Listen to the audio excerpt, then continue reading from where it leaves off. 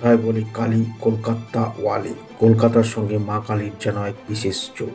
সতীর 51 পীঠের অন্যতম পীঠ অবস্থিত কালীঘাটে। তবে কালীঘাট ছাড়া আরও যে কালী মন্দিরটি কালী ভক্তদের কাছে এই শহরে প্রসিদ্ধ করে তুলেছে তা হলো দক্ষিণেশ্বর কালীবাড়ি। কালীঘাটের তুলনায় এই মন্দির খুব বেশি প্রাচীন না হলেও দক্ষিণেশ্বর কালী মন্দিরের সঙ্গে জড়িয়ে আছেন রামকৃষ্ণ পরমহংসদেব এবং স্বামী বিবেকানন্দর মতো মনীষীরা। কলকাতার উপকণ্ঠে দক্ষিণেশ্বর গঙ্গার পশ্চিম পাড়ে এই মন্দির অবস্থিত। হিন্দুদের কাছে এই মন্দির বিশেষ প্রসিদ্ধ। কলকাতা ও তার আশেপাশের বাসিন্দারা তো বটেই, বাইরে থেকে যারা কলকাতায় আসেন তাদের বেশিরভাগ একবার অন্তত দক্ষিণেশ্বর কালীবাড়ি দর্শন করে যান।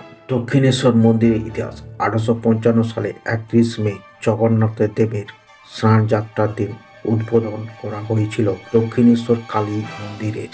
লোকমাতা রানী রাসমণি এই মন্দির প্রতিষ্ঠাতা করেন।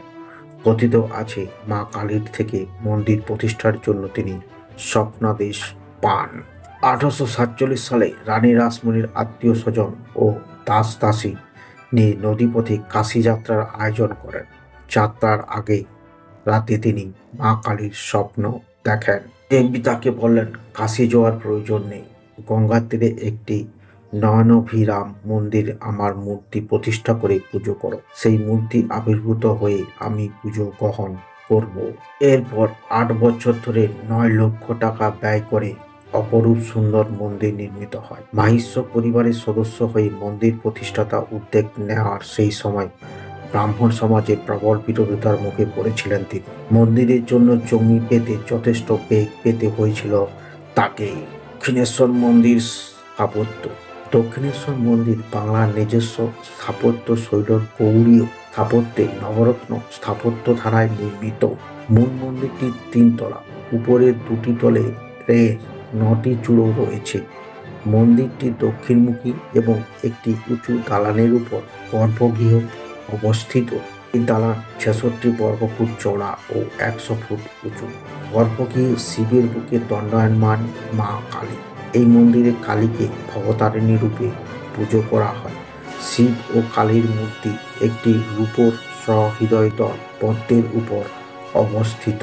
মূল মন্দিরের সামনে রয়েছে ঠিক এই রকম দেখতে 12টি পূর্বমুখী শিব মন্দির। এই শিব মন্দিরগুলো অটোচালা স্থাপত্য রীতিতে নির্মিত। গঙ্গার একটি ঘাটে 2 ধারে মন্দিরগুলো অবস্থিত। এই 12টি শিব মন্দির দ্বাদশ জ্যোতির্লিঙ্গের প্রতিনিধিত্ব করেন বলে মনে করা হয়। মন্দির চত্বর উত্তর পূর্বে রয়েছে রাধাকান্তর মন্দির। এই মন্দিরে একটি রূপোর সিংহাসন, 21.5 ইঞ্চি কৃষ্ণ ও 16 ইঞ্চি রাধার মূর্তি প্রতিষ্ঠিত।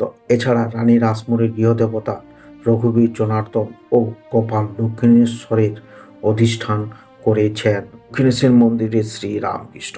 মন্দিরের প্রতিষ্ঠার সময় রামকৃষ্ণ পরমহংসদেবের দাদা রামকুমার চট্টোপাধ্যায় রানী রাসমণিকে নানাভাবে সাহায্য করেছিলেন। রামকুমারই ছিলেন মন্দিরের প্রথম প্রধান পুরোহিত। দাদার হাত ধরেই কিশোর রামকৃষ্ণ এই মন্দিরে প্রথম আসেন। পরবর্তীকালে রামকুমার চট্টোপাধ্যায় মৃত্যুর পর রামকৃষ্ণই এই মন্দিরে পুজোর ভার গ্রহণ করেন। পরবর্তীকালে তিনি এই মন্দির তার সাধন ক্ষেত্র হিসাবে বেছে নেন। এই মন্দিরে রামকৃষ্ণদেব মা কালীকে প্রত্যক্ষ করেছিলেন বলে মনে করা হয়। এখানে স্বামী বিবেকানন্দর সঙ্গে তার প্রথম সাক্ষাৎ হয়।